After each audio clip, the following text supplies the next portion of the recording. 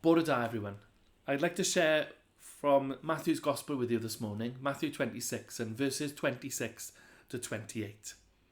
And as they were eating, Jesus took bread, blessed it and broke it, and gave it to the disciples and said, "Take, eat, this is my body." Then he took the cup and gave thanks and gave it to them, saying, "Drink from it, all of you. For this is my blood of the new covenant, which is shed for many for the remission of sins." May God bless those words to us.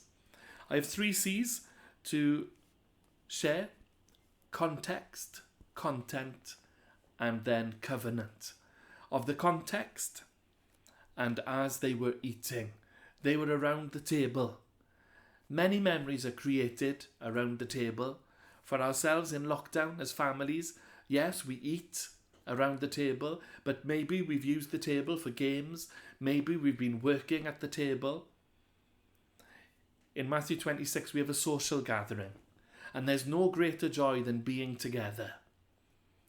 At the moment, it's probably something that we're missing the most, not having that physical contact with each other. And then, of course, Jesus takes the bread and he takes the cup. The Creator takes the created. What a thought. The Creator takes the created. For ourselves, in response, we might pray, "Take my life and let it be consecrated, Lord, to thee." Or as Chris Bowater puts it, "Here I am, wholly available. As for me, I will serve the Lord." Jesus blesses the bread. Friends, this morning, the Creator would want to bless us. The hymn writer said, "Blessed assurance, Jesus is mine. Oh, what a foretaste of glory divine. We have a story and a song to share." For the cup, Jesus gives thanks. For ourselves this morning, we're in a position where we can give thanks with a grateful heart. Why? For he has given Jesus Christ, his Son. In Psalm 136, we are reminded that we should give thanks to the Lord, for he is good, for his mercy endureth forever. With the bread, Jesus breaks it. It was his to break. Of his own life in John chapter 10, he says, "No one takes it from me, but I lay it down of myself." In many churches and chapels, an entrada is sung, and quite a few use "Spirit of the living God, fall afresh on me." There are 4 powerful phrases in that chorus.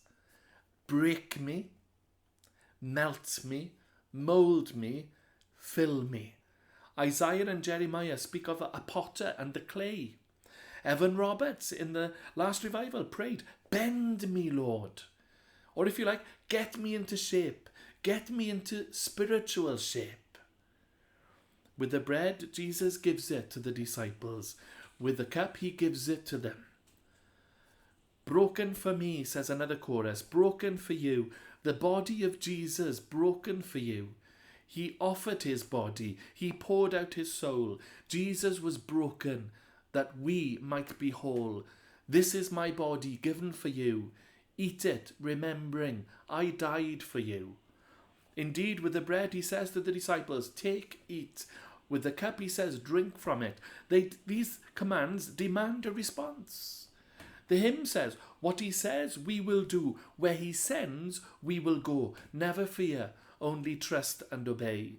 In the wedding of Cana in Galilee, Mary says to the servants, "Whatever he says to you, do it." And I wonder, how are we doing with such an instruction? Having taken the elements and blessing them, the Lord gives them to the disciples to eat the bread and to drink from the cup. Having taken them, they were given back in a better state. They had been blessed by the Lord. And then covenant, finally, in verse 28. "My blood of the new covenant, which is shed for many for the remission of sins." I'm reminded of that hymn which says, "Standing on the promises I now can see." Covenant, of course, means promise. It's an agreement. "Standing on the promises I now can see, perfect present cleansing in the blood for me." Standing in the liberty where Christ makes free, standing on the promises of God. There's no better place to be this morning, as once more, once less, we take blessed bread and blessed cup as we are reminded of God's unfailing promises. So let us eat and drink with thanks.